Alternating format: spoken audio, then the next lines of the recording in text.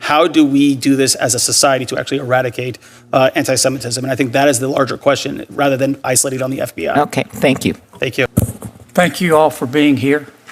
Ms. Solomon, I want to be sure I understand your testimony. Did I understand you to testify that anti-Semitism is worse under the Trump administration? Senator, thank you for your question. You don't have to thank me. Okay. Your best thanks is to answer. Okay. Well, I'll tell you that anti-Semitism has been rising, especially since the 2017 but has the Charlottesville Trump administration attack. caused that? Is that your testimony? Reducing the federal budget would increase anti-Semitism. Isn't that what you said? No, I did not. I said that the constant threats to cut money to the Office for Civil Rights and the Department of Education prevents the federal government from adequately investigating anti-Semitism and other hate crimes on college campuses. So you think one way to stop anti-Semitism is to give people more money? Ladies and gentlemen, welcome back to Liberty Watchtower, where truth takes center stage. Here, we keep you informed, engaged, and thinking critically in a world that often demands it. If you're new to the channel, like this video, subscribe, and tap the notification bell to never miss a dose of real, unfiltered truth. Now, let's dive in.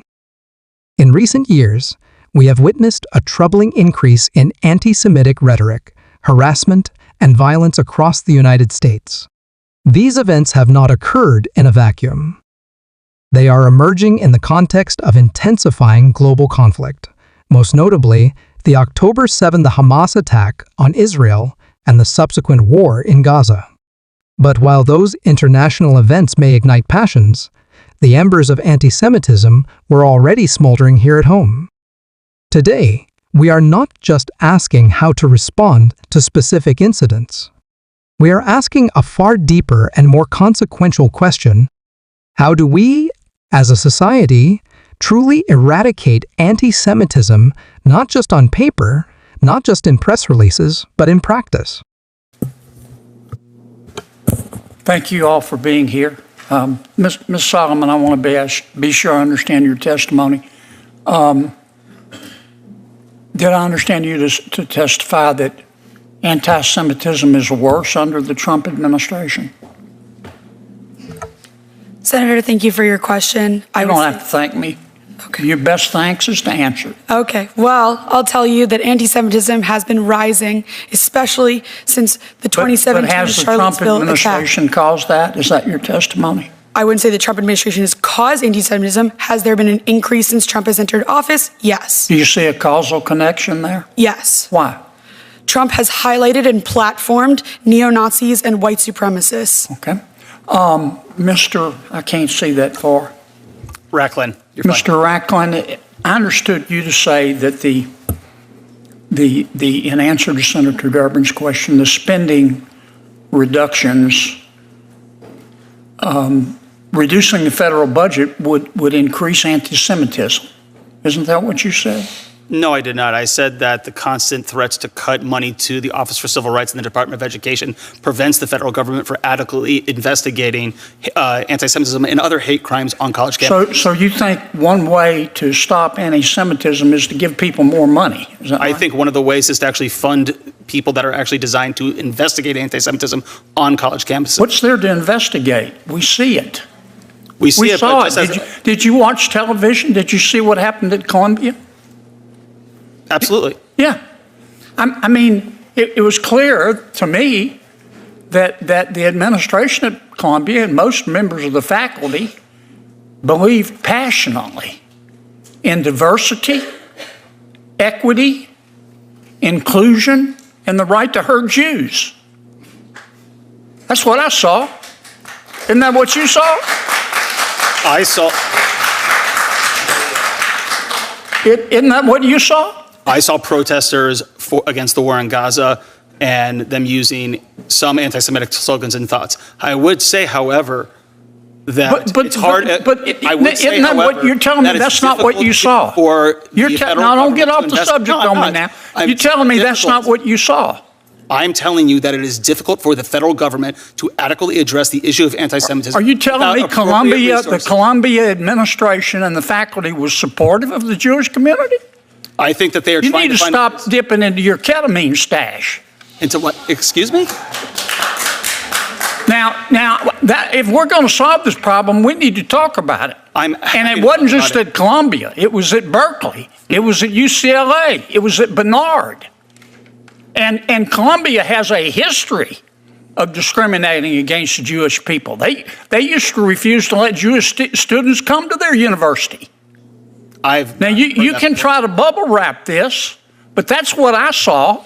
If you want to stop a lot of the anti-Semitism, maybe we need to stop teaching kids to be anti-Semitic. Sir, I would relish that opportunity. Let me ask you a question, Ms.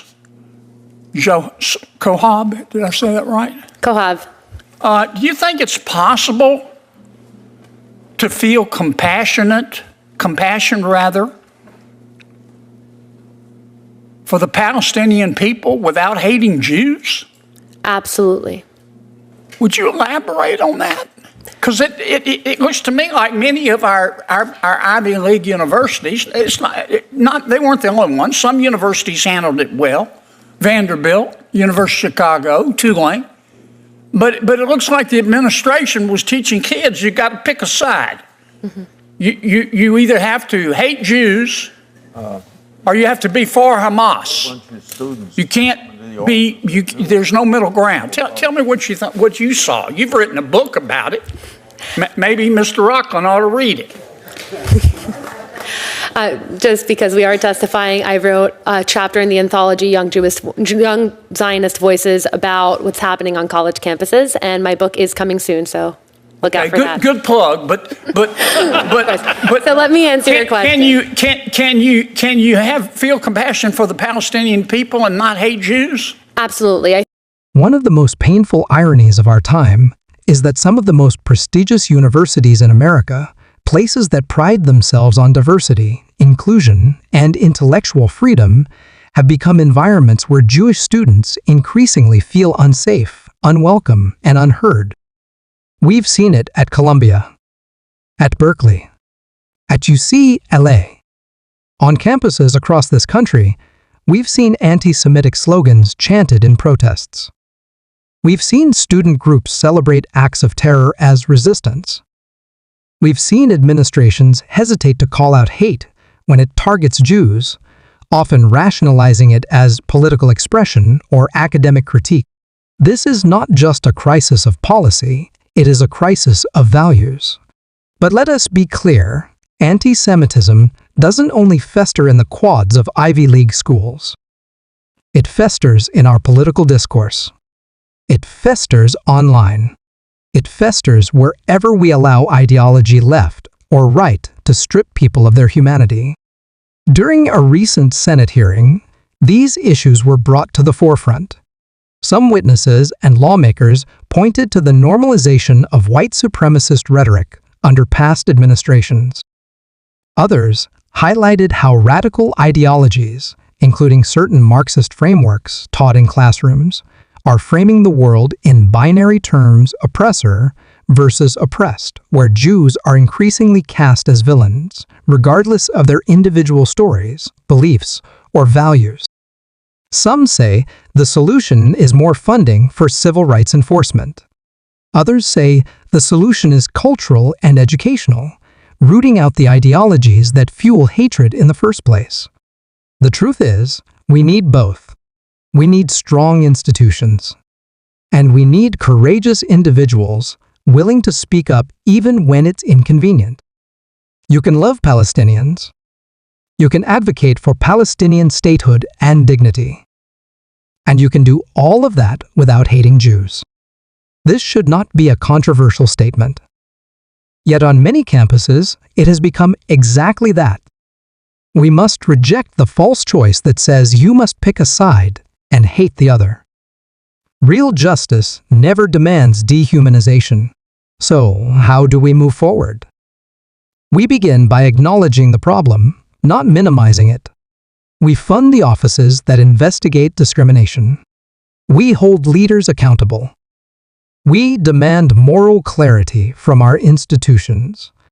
And we educate a new generation, not just to think critically, but to love courageously. Because anti-Semitism is not just a Jewish problem, it is a societal disease. And like all forms of hate, it infects everything it touches. To heal, we must act. To act, we must be honest.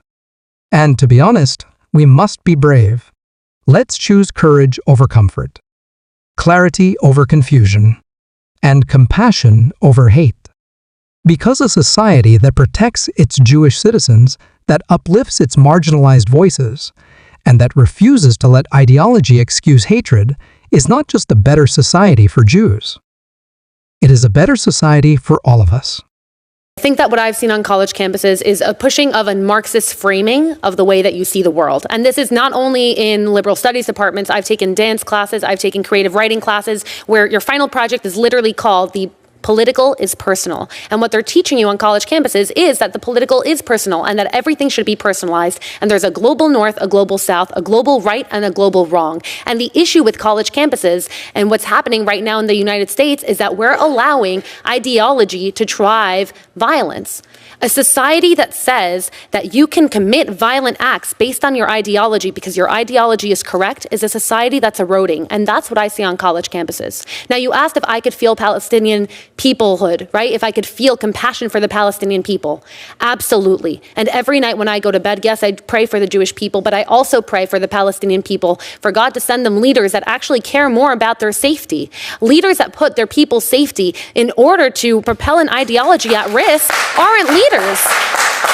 If you look at Hamas, they tout what happened after October 7th up until this day as a victory. How can you lie in rubble after thousands of your people have died and call that a victory? So what I see that has to happen on college campuses is de-radicalization. Until you admit that there's a radical ideology happening on a college campus, you cannot fight it.